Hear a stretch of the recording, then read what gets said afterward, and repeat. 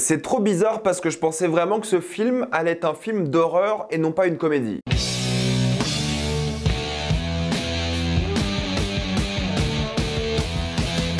Five Nights at Freddy's. Comme d'habitude, il n'y aura pas de spoiler jusqu'à la minute indiquée dans le titre de la vidéo, après on va tout spoiler. Five Nights at Freddy's est l'histoire d'un agent de sécurité qui est embauché dans une pizzeria abandonnée qu'il doit surveiller car le patron veut éviter tout acte de vandalisme. Malheureusement, des créatures assez étranges rôdent dans la pizzeria et cet homme va devoir survivre. J'aurais vraiment apprécié que ce soit le vrai synopsis du film et pas ce que je viens de voir, mais on est là quoi. Avant de commencer cette vidéo, j'aimerais remercier le partenaire officiel de celle-ci, CyberGhost VPN et ses 38 000 utilisateurs et presque 5,5 sur Trustpilot. L'avantage d'avoir un VPN aujourd'hui, c'est que la majorité du contenu que vous voyez en streaming n'est pas disponible dans notre pays. Vous prenez n'importe quel catalogue qui a la VO comme la Belgique, la Suisse ou le Canada, VSTFR même pour ceux qui aiment la VF, et vous allez débloquer bien plus rapidement Killers of the Flower Moon ou Napoléon qui sont des films Apple qui sortent en cinéma maintenant, mais il faudra attendre énormément de temps avant de les voir chez nous. Des films aussi comme Spider-Man Across the Spider-Verse sont déjà disponibles, il me semble celui-ci sur Netflix. Vous doublez votre catalogue streaming, que ce soit avec des films d'auteur ou des gros blockbusters de tous les pays du monde. Vous pouvez même voir des compétitions sportives, souvent gratuites, comme des courses automobiles en direct. Et en plus de ça, si vous consommez beaucoup de YouTube, vous avez YouTube Premium qui est beaucoup moins cher dans des pays comme l'Inde ou l'Argentine ou même des pays de l'Union Européenne. Vous êtes en plus grande sécurité avec un VPN que sur la Wi-Fi de l'université, de la bibliothèque ou de l'hôtel. Vous pouvez partager un compte avec 7 personnes, c'est disponible sur tous vos appareils préférés. C'est super simple d'utilisation, en quelques clics c'est fait sans problème. Vous pouvez essayer par vous-même car vous êtes satisfait ou remboursé sous 45 jours et vous avez une assistance technique en français 24h7.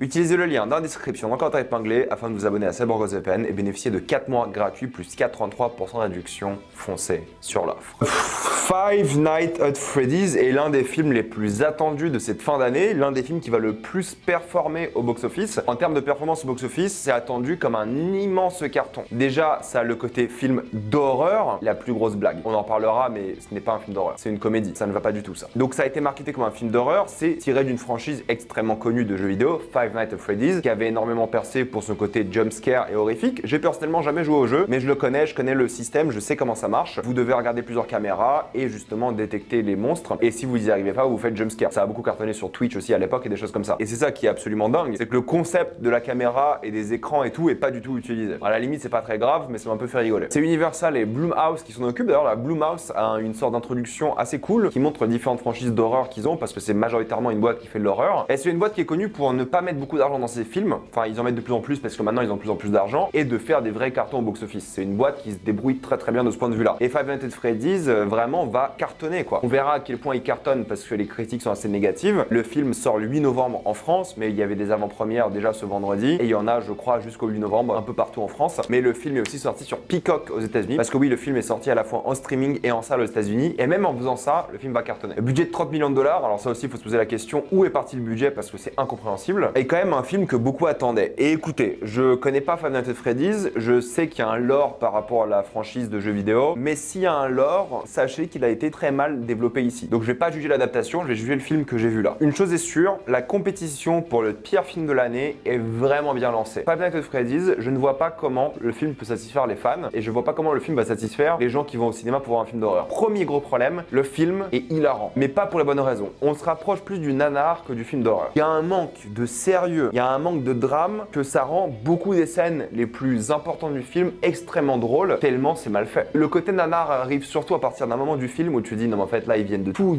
détruire. J'allais dire un autre mot qui commence par un N. Il y a un moment dans le film où tu te dis c'est pas possible. Et il y a des moments où t'es mort de rire parce que c'est tellement ridicule. Premier gros problème, le film raconte trop de choses. Film d'1h50, beaucoup trop long déjà. Alors vraiment beaucoup trop long. Le film raconte l'histoire de cet homme qui n'arrive pas à trouver un travail et sa motivation pour trouver un travail et accepter ce job de merde pour être à la Freddy's Pizzeria, c'est le fait qu'il doit s'occuper de sa sœur qui a un peu quelques problèmes. Elle est un peu sur le spectre de l'autisme, on imagine, ou quelque chose comme ça. Donc il doit s'occuper d'elle, il doit trouver de l'argent pour ça. Et en même temps, une autre femme veut récupérer la garde de cet enfant pour recevoir de l'argent de l'État parce que du coup elle a adopté un enfant. Donc il y a toute cette intrigue-là qui pousse les motivations des personnages. C'est une intrigue qui prend beaucoup trop de temps à l'écran, qui a un intérêt pour les motivations des personnages, mais à chaque fois que tu parles de ça, c'est toujours dans un endroit extrêmement mal filmé, avec un éclairage série télé, lumière blanche, comme là dans ma vidéo. Et c'est beaucoup trop long. Ils ont fait fait de personnage là qui veut récupérer la garde une sorte de méchante qui a trop de temps à l'écran quoi. Elle aurait dû juste passer des coups de fil menaçants, prévoir des plans à droite à gauche et puis basta. Mais il passe trop de temps avec et ça c'est un vrai problème. Deuxièmement, c'est la pizzeria. La pizzeria était l'endroit parfait pour nous faire flipper. C'est-à-dire qu'il y avait une sorte d'énorme pizzeria avec justement ses animatroniques, un personnage tout seul ici. Il aurait dû avoir une sorte de succession d'événements pour créer de l'ambiance dans cette pizzeria. Il n'y a rien de tout ça. À chaque fois que vous êtes dans la pizzeria, c'est full action. Il y a quelques jumpscares vraiment embarrassants et gênants. Vous allez jamais sursauter, je pense. Tellement prévisible et tellement mal foutu, c'est du foutage de gueule. Et cette pizzeria là n'a aucune âme. Ce que je sais des jeux, c'est que tu passais tellement de temps à regarder ces caméras, ces écrans, que tu commençais à connaître l'endroit par cœur. Et du coup, ça crée un attachement par rapport à cet endroit là. Là, dans le film, il n'y a rien de tout ça. D'ailleurs, le personnage principal ne passe jamais de temps devant ses écrans. Il les utilise quasiment jamais. Il se balade dans la pizzeria et il n'y a rien de bizarre qui s'y passe. Et à chaque fois qu'il se passe des choses, c'est ou des scènes de comédie loufoque ou de l'action. Et du coup, il n'y a aucune ambiance. Pourtant, l'endroit a une sorte de passé qu'ils essaient de développer, qui est lié à l'histoire d'un personnage et tout, qu'ils essaient de développer. Et l'idée est intéressante, même s'il y a un moment, j'en parlerai en spoiler, où ils auraient pu être vraiment cool et horrifiques, mais ils y vont pas. On dirait un film d'horreur pour les enfants. Je sais bien peut-être que l'audience de FNAF, même si je sais qu'il y a beaucoup d'adultes qui adorent FNAF, je sais bien que l'audience est peut-être un peu plus enfantine, sans vouloir vexer ceux qui aiment FNAF adultes, hein, mais j'ai l'impression que le film a été fait film d'horreur pour les enfants. C'est pas du tout gore, je pense que c'est pas R-rated, il y a pas de sang, il y a rien, et à chaque fois qu'il y a des attaques, c'est hyper embarrassant et drôle tellement c'est mal fait. Il y a une sorte d'animatronique cupcake qui attaque des gens, et genre ils volent, ils mâchent des gens, mais au fait t'as l'impression que ça fait pas de dégâts. C'est ridicule. Et les animatronics, alors là, il faut qu'on en parle, quel échec. Il y avait un côté un peu creepy dans le jeu vidéo et tout. Là, il y a deux problèmes. Le premier, c'est qu'ils se sont jamais décidés s'ils devaient les faire en CGI, donc en effets spéciaux numériques, ou un gars en costume. Ou même, allez, un animatronics. Mais un animatronics, ça coûte cher, c'est compliqué et tout. Mais un gars en costume ou en CGI, et t'as vraiment du mal à différencier les deux. Et vous allez me dire, Reg, on s'en fout du moment que c'est bien fait. Le problème, c'est que c'est mal fait. C'est-à-dire que lorsque c'est en CGI, c'est très lisse et t'as pas du tout cette impression que les créatures existent. Et de l'autre côté, lorsque c'est des costumes, je crois qu'il y a qu'une seule scène où c'est un costume, c'est hyper bien fait. Le costume est flippant parce que tu vois des particules de tissu, tu vois un peu le métal et tout, ça fait très réaliste. Et là, tu dis, bah ok, certes, c'est des gars en costume, mais au moins ça sera moins lisse, c'est mieux fait. Les mouvements seront un peu plus bizarres parce qu'il n'y a pas beaucoup de mobilité. Ça ferait un peu flipper quoi. Ils font pas flipper. Ils sont ridicules. Ils sont à mourir de rire en fait. Franchement, moi je rigolais quand je les voyais parce qu'ils sont trop ridicules. Et je suis typiquement le genre de gars qui est focus sur les films d'horreur et j'ai envie d'avoir peur quoi. Je n'ai pas réussi. C'est une blague ce film pour ça. Et je vous jure, les choix scénaristiques, on en parlera en spoiler, mais je vous jure, ils ont tout fait pour rendre ces animatronics drôles. Je vous jure, en tant que comédie, c'est pas horrible. Mais en fait, le film a pas su ce qu'il voulait être. Entre le drame un peu social du gars qui doit sauver sa sœur, entre le film d'horreur avec des jumpscares et tout, et la comédie d'horreur pure, mais qu'est-ce qui se passe quoi? La vibe années 80 pas du tout exploitée, vous allez jamais avoir peur, vous allez rire quoi. La tonalité est ratée, les dialogues sont embarrassants entre les personnages. En termes de photographie, il n'y a aucun plan qui est intéressant, il n'y a aucune idée de mise en scène. Ça a été fait par une IA ce film. Ou par un yes man pour être plus poli quoi. Il n'y a aucune idée, les acteurs sont tous mauvais. Peut-être l'acteur principal se donne un peu plus à fond. Et encore, mais c'est gênant en fait. C'est un film qui est gênant et les 1h50 passent très très lentement. Il y a une histoire de flashback slash rêve qui aurait pu être intéressante. Et c'est le seul truc que je trouve intéressant, c'est le lore qui est créé par rapport à cet endroit là. Mais la résolution du truc, et en plus ils veulent faire des suites et des suites, ça se voit, et ils vont en faire parce que le film va cartonner, ça va pas du tout. Pourtant, je pense qu'il y avait un truc à faire bien derrière, avec une bonne mise en scène, avec des séquences moins drôles. Et ça m'énerve de répéter ce mot, mais c'est ça le problème. Ça m'a fait rire. Je voulais t'angoisser, je voulais flipper. Non, c'est une comédie. Direction artistique, pour moi, raté. L'ambiance ratée, la tonalité ratée. La technologie, c'est raté. Pour le coup, c'est vraiment pas beau. Et je trouve que ça coûte cher pour ce que c'est. Un endroit où t'aurais pu avoir des décors de dingue, c'est vraiment nul et pas angoissant. Les facilités scénaristiques qui sont dingues quand ils pensent. Alors ça, encore une fois, j'y pense pas trop parce que c'est un film d'horreur et je sais qu'il y a des facilités dans ce genre de film. Mais un enfer, quoi. Les acteurs ont aucune alchimie entre eux. C'est catastrophique. Ils jouent vraiment mal et les dialogues les aident pas du tout. Il y a 30 minutes de trop, mais sans exagérer. Pour conclure, je voulais aimer Five Nights at Freddy's et j'avais même un peu d'espoir. Honnêtement, j'avais un peu d'espoir. Je me suis dit, ça va être cool. Ils vont faire une bonne adaptation et dans une ère de bonne adaptation de jeux vidéo, ça va être bien. C'est très mauvais. C'est pourri. Et je suis désolé de faire les gris, mais si vous voulez voir un film d'horreur, c'est raté. Si vous voulez avoir peur, c'est raté. Si vous voulez une ambiance incroyable, c'est raté. Si vous voulez voir un film qui est presque nanardesque, là ouais, là vous allez vous taper des barres. Ça fait très cheap et en vrai, je suis un petit peu déçu. Désolé pour les fans de FNAF. J'espère que vous allez apprécier le film, au moins que les fans apprécient, mais pour l'audience un peu mainstream comme moi, ça ne va pas du tout. Vous n'allez pas vous en rappeler et je pense que beaucoup d'entre vous vont détester, à moins que vous soyez très généreux avec le film. Vraiment. On va rapidement passer en spoiler.